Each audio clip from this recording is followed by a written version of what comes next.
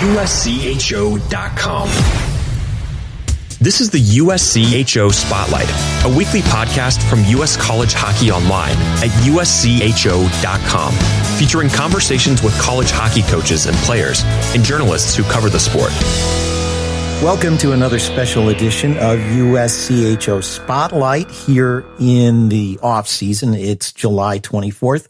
I'm Ed Trefzger alongside Jim Connelly. And Jim, we're getting together to talk a little bit about the career at Hockey East of Joe Bertagna, the ending of his tenure as commissioner this season, and then looking at who some of the candidates might be to replace him. Before we jump into some of the detail, maybe just a few words about what Joe Bertagna has meant to Hockey East. Well, it's been 22 years, I guess, to this point. It'll be 23 by the time he's done at Hockey East. You had 15 years at the ECAC. That's a long time as a commissioner. 38 years total as a commissioner. He's been, if you know Joe, you understand why everybody has respect for him. He is very thoughtful in everything he does. I don't think that you can ask him a question without seeing his brain move as he tries to answer it, because he really, there's something to say about an Ivy League education.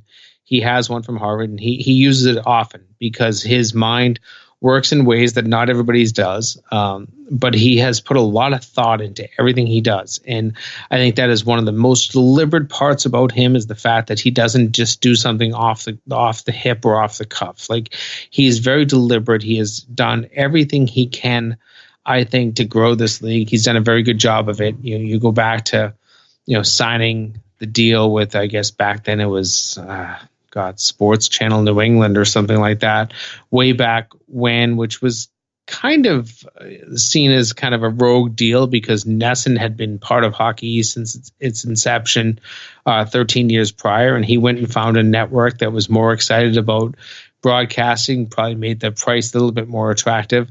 Now, over time, that fell apart, and NESN came back. And he's tried to do a lot of things on the media side. I think he's been pretty good with that.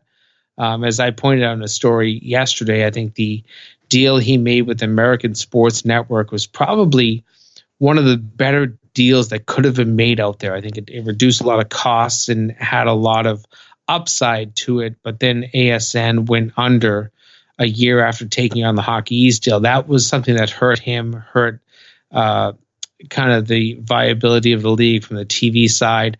At that point, you're kind of chasing television deals and I think that TV never came back together in one place at the same time the market has been changing. But what Joe has done for this league is monumental. He solidified a great relationship with the TD Garden, which is what it's known as now, but there was 7 names probably in between there. But he did a fantastic job building that relationship. The one thing that I pointed out in my story yesterday, and I think that I stand by it, is that he made every team better. And when he kind of put that onus on every team to not just settle for 5th place, not allow it to be a structure of 4 top teams, which at the time was BC, BU, Maine, UNH. You got to think about the fact that they had kind of ruled that league for a long time. And they did for the first few years that he was there. But, since he's been there, the 9 teams that were under his structure when he got to Hockey East, all 9 of them have made an NCAA tournament. And 7 of those teams have actually made the Frozen Four. You add in the fact that he added Vermont, UConn, and Notre Dame into that mix, in both Vermont and Notre Dame have both made Frozen Fours in that time. It's very impressive as to what he has done to create parity. I'm not sure a commissioner can create parity, but parity was created under his tenure. And I think it was because he kind of really, emphasized to every school, you need to put as much as you can into your program.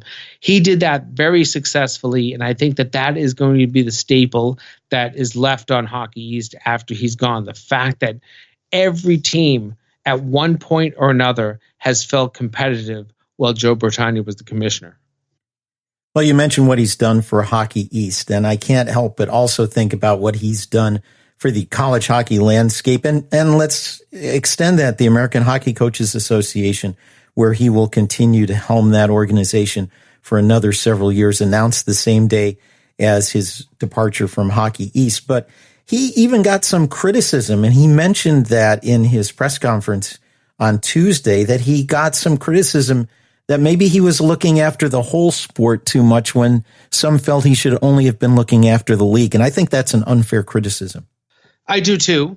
But you and I can probably remember talking with him in Buffalo, and I think I had even talked to him before that, maybe last January, and he said that we have gotten away from the days of, you go back to the Lou Lamoriello days of Hockey East, and every team championed a league because it was new, and it was brand new for all those schools, and they were trying to build this brand.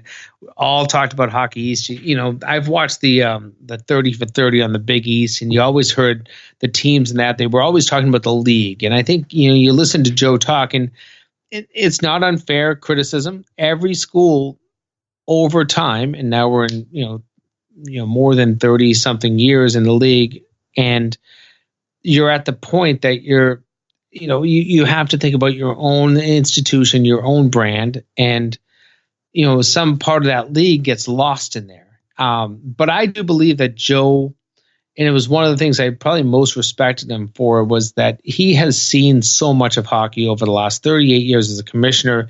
He goes back for years. You know, you go back to being a women's coach at Harvard. He was an administrator within the ECAC.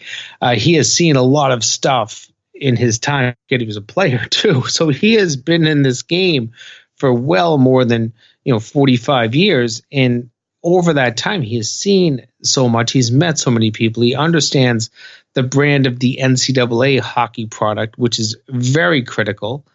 And I think that Joe always kind of championed for college hockey.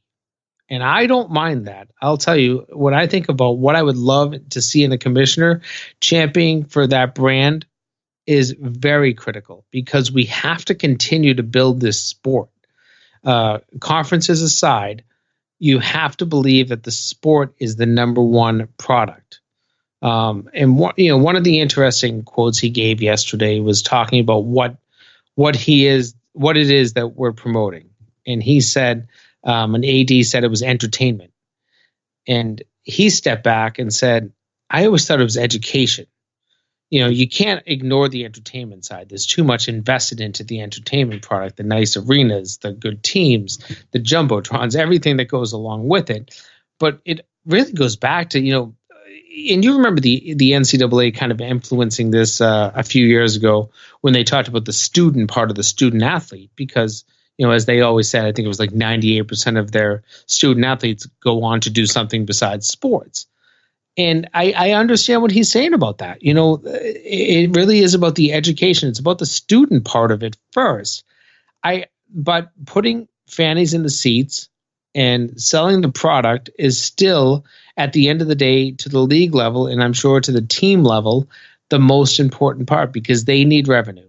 And I think that this is what a lot of this decision not to renew Bertagna, who has done a fantastic job of growing his league, I think that's what it's about, because they, for some reason, didn't feel that he was trying to put more people in the seats. And I will tell you, knowing Joe and knowing everything, especially about, what can he control? He can control the championship. That is the biggest thing he can control. And that is the most well-attended tournament every year in terms of people that actually sit in the seats and go to games in the atmosphere they create. So it's a very difficult decision. I'm sure that the 11 schools had to make, 12 when you add Holy Cross on the women's side. But I think Joe did a very admirable job in everything he tried to do. I understand both sides of this. I'm never trying to pick sides in this. And I say that sincerely, because I don't know if there's a good side to pick in this, because I see merits of both sides. But you look at what he tried to do to market this game. He did everything he could. Well, as we get into this and some of the reasons why and some of the people who may be in line to replace him, I think it's important for us to look at the changing landscape of the game. And a number of things have fed into this. And I think we're seeing some more dominoes falling, shoes dropping, whatever cliche you want to use, that Joe Bertagna's end at Hockey East is simply a part of. And you can go back through a number of different things. You mentioned about the entertainment side of thing and versus the education side of thing. I'll be one of the biggest champions for College Hockey Inc., for example. But some of the emphasis on going to the NHL and seeing players leaving earlier in bigger numbers is starting to move college hockey away from kind of the little fraternity it was at one time and being much more like many of the other NCAA sports. They're starting to move in that direction. In addition, we've seen the impact of having the Big Ten as a major conference have a seat at the table among the other conferences representing college hockey. So there's a little bit of an influence from that. You cannot overlook the NCHC. I think that conference has been wonderfully successful. Obviously, the work that Josh Fenton and his staff have done in getting a national television contract with CBS, for in a row national championships. The front office can't do all of that, but certainly they've done a good job in making the most of the attention from that. Terrific social media, terrific digital content. Everybody has to be looking at the NCHC as the model, and you've got to think that maybe some of these athletic directors around Hockey East have been looking to the other side of the country and saying, hey, why can't we have one of that? Why can't we have that? Why can't we have some national championships? Why can't we have that social media and digital? And so maybe there's a little restlessness or antsiness there to try to move things in a little bit different direction. That seems, even when you factor in things like Atlantic hockey finally caving into the 3-on-3 and shootout, all these different things that have been innovated from the NCHC are starting to move across. And I think that is one of the biggest impacts that we're seeing right now in this change of direction for Hockey East. Yeah, I agree with you a lot there, Ed. I do believe in, if I think of the other 5 commissioners, all of who we love and respect very much, the one that I saw come out with one of the nicest statements about Joe Bertagna was actually Josh Fenton. And I would never say this to him, but there's no doubt that it lies in the back of people's minds that his great success as a non-hockey person that came into the NCHC, ran that league from the beginning, has done a fantastic job to this point, and has done everything to grow that league in so many ways, especially the way you talk about the digital platform, the social media platform, the new consumability platform. Josh, I think, kind of sets the stage for what every league wants to be. And it's something he should hang his hat on. It's something he should be very proud of. But it might have actually done in a good guy like Joe Bertagna, who's been in this business for 38 years as commissioner, because of the fact that, there was a digital platform in place, league-wide, cost generating, revenue stream. There is a great social media presence that, you and I were talking before, and I go back to something I saw on Twitter this week. Pat Fitzgerald, who is the head football coach at Northwestern, was asked on Big Ten Media Day why there aren't more people in the seats.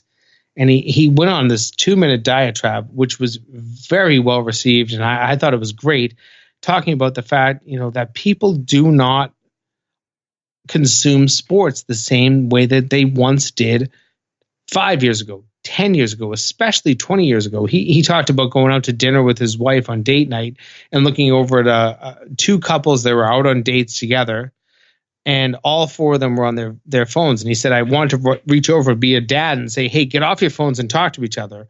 But he also said that is part of the game day. He said people used to tailgate at football games all the time, and that's not something that's that popular anymore because the length of the experience is something, it's a shorter attention span. I think that's what we have to look at in hockey is how do you deliver the same product to the masses in the way that they want to consume it, in the way most people want to consume hockey right now, as much as you want their fannies in the seats, and you really do, and you need them. It's critical.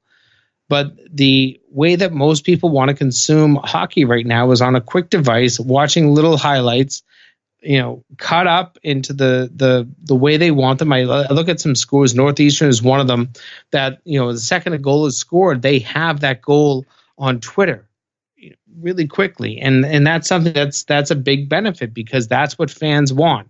Now, does that hurt your attendance? Does that hurt your overall revenue? Absolutely. But you have to find a way to make some of those elements sponsorable so that you can pull that money back into your organization. It is so different right now, Ed, than it was 5 years ago. And I'm actually kind of forgetting where this question started, but I've gone in so many different routes. But I just think the product is so differently consumed now than it was 5 years ago. And that is one of the things that no matter who the commissioner is, no matter what league you're in, that has to be your number one priority, is trying to adapt with the times. And I think that the NCHC, and going back to Josh Fenton, I think that they have done a fantastic job of that. They've monetized it in a small way. I don't know how much money it makes them every year, but I do believe that is one of the successes that league has had, that I'm sure that Hockey East, the 11, 12 athletic directors are looking at, saying, we need this. Just a quick word on game day and consumption before we go on to talk about the possible candidates. You're exactly right. Just the move to having big video screens in the arena changes the game experience. You have constant replays and quick updates. Every time there's a stoppage, there's something to divert and entertain you. When there are TV timeouts, there are things going on the ice, all kinds of things during intermission. The whole arena has gone from a focus on the ice to being immersed in an almost video game experience when you go to the arena. So that has certainly changed. And just things like, you mentioned social media. You get quick replays. You have animated graphics. You have all this stuff, and people who are at games are looking at that on their phones while they're at the game. And just a side note, I was at a minor league baseball game on Tuesday night and managed to spend 4 hours at the game without looking at my phone once. What a wonderful experience that is. I suggested it was sort of nostalgic, reminded me of the early 2000s back in the good old days. I totally get that. And that's part of what I think makes things difficult. But going back to what Pat Fitzgerald says is we have to adapt to what the public want, no matter what we all think. And listen, you don't have to be 40 years old to even understand that this doesn't feel like what we watched, but as I think I wrote in one of my stories this week, this isn't about watching Tony Amonte anymore. It's not about watching Paul Karier anymore. It's not watching guys like Jack Parker coach. Nobody really cares about the personalities. They like the product on the ice. They hope it's fun. I go back to I was in the minor leagues in hockey 25 years ago almost.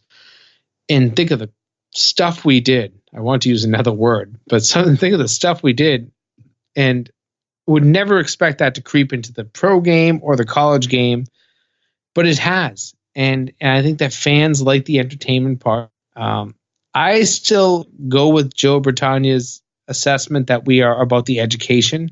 They are still student athletes. They are not athletic entertainers, but you gotta find a way to make the money where you can. Let's take a quick break for a sponsor announcement. Then we'll continue with a look at who some of these candidates may be to replace Joe Bertagna. This is the USCHO Spotlight, a weekly podcast from U.S. College Hockey Online.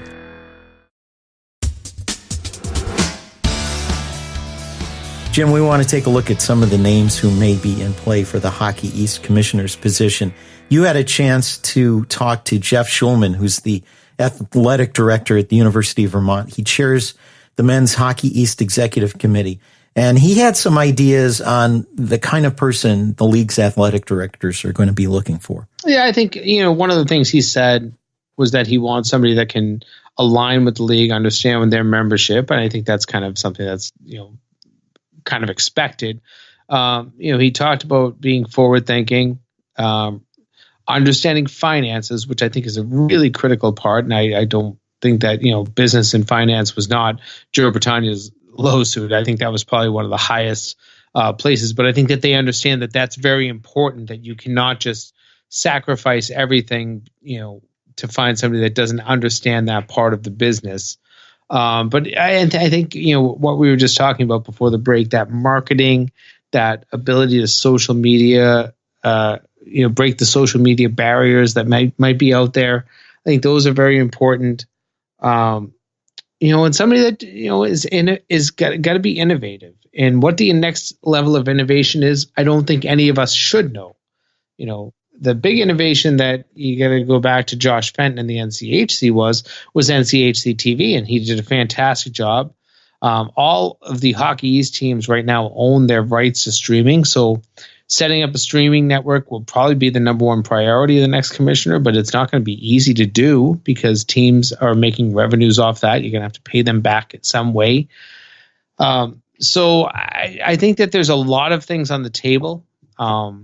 But when I look at the candidate pool, and listen, I wrote a story today being Wednesday, about potential candidates. And the one thing I will caveat that all with is that there could be somebody way outside. And you have to think of where Josh Fenton came from. I believe, if my memory's right, he had a wrestling background. He had some hockey background, but he did not come directly from hockey. But he had the right mentality that league was looking for. And that might be the next commissioner of Hockey East. I listed out 6 people on a story that all have college hockey ties. That might not be the direction this league goes for. I can't be very certain in any way of where they're going to go, but do know that they do want to be a little bit innovative in their search. Well, let's take a quick look at some of the contenders. You mentioned them in your article on USCHO.com. All really good candidates. Nate Ewell, who's the Deputy Executive Director at College Hockey, Inc. Fantastic guy. He's been around this game for a very long time. Started as a student at Princeton back in the late 90s. Ended up at Michigan State as in their sports information department. Then at some point in that time frame, he founded what we know as INCH, Inside College Hockey. They did a fantastic job of being what I thought of as innovative journalists. They kind of changed the dynamic of the online journalism space. Certainly gave USCHO a very good run for their money, and they were the gadflies of college hockey. But I'll tell you, at times I felt that they were the most successful people out there. He ended up leaving that organization to go to the Washington Capitals and ran a PR department down there that won at least 2, maybe even 3 NHL PR Departments of the Year awards, which is something to be said. He then went to College Hockey Inc. in a position he has been in since he took it, which is now going on. It's close to 10 years. Very good job he has done with just exposing the game, but he has created the connections in every part of the game. He knows pretty much anybody in the college game that you would ever need to know. And I think that that's something very valuable.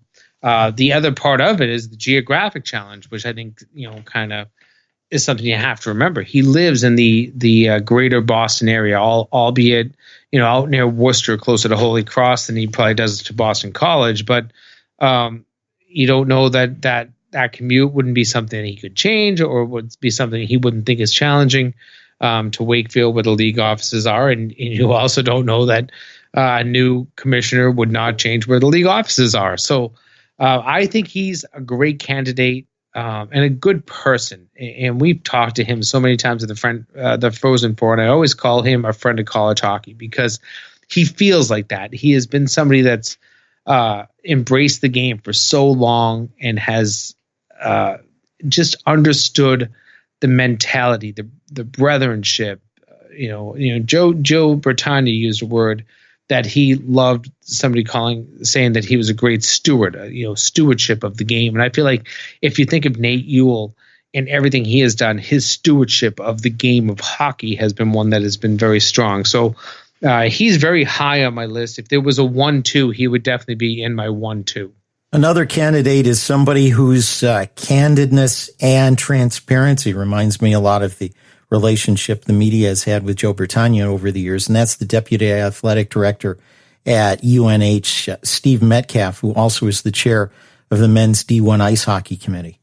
I wrote my story today. If this happened 5 years ago, people wouldn't have known maybe who he is. I think he's done a fantastic job at UNH. Just everything he's done, obviously running special events there and the NCAA regionals, Northeast regionals that they've had in Manchester many times has been a big part of that. But he's made a name for himself in very recent years since he has been on the committee, which I believe it's only maybe 2-3 years. It's not a long time. But then this year as the chair of the committee, I think that was very important. And, he took on a very big role a year that, we got to remember back. That was a very controversial, I don't want to say, but excitable Frozen Four where they had a suspension in the middle of the tournament. Like, I thought that he handled everything going along with that very well, which, that's something that you have to hang your hat on a little bit. But also just the fact that he, as you said, has been very transparent in everything he does, easy to talk to, understands the league very well. He has been at the University of New Hampshire for a long time, and I don't know the number of years right off the top of my head, but he's been there for quite some time, has taken on a lot of different roles. I know he understands the business of that department. So I'm sure the business end and the financial end, which can be very critical, is something that he has in his pocket. So that's a big plus for him. I don't see any downside. As I said, if Nate was a 1-2, I think that he is my other end of the 1-2 of people who I'd like to see to get the job. But again, salaries matter. And that's something that you don't always know, that people want to take a job if the salary's on big upstep. I don't know where they'll go for salary in this whole thing.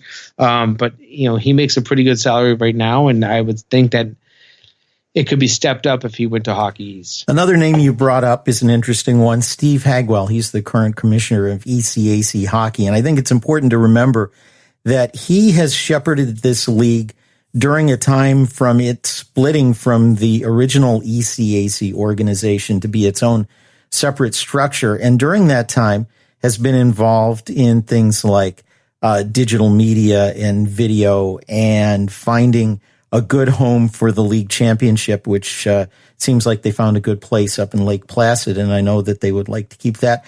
Plus, under his time at the helm of the ECAC, you've seen that league go from sort of an also-ran to being right up there as a national contender, even having a national champion a couple of times over the last several years. So he's got quite a record of success at ECAC hockey.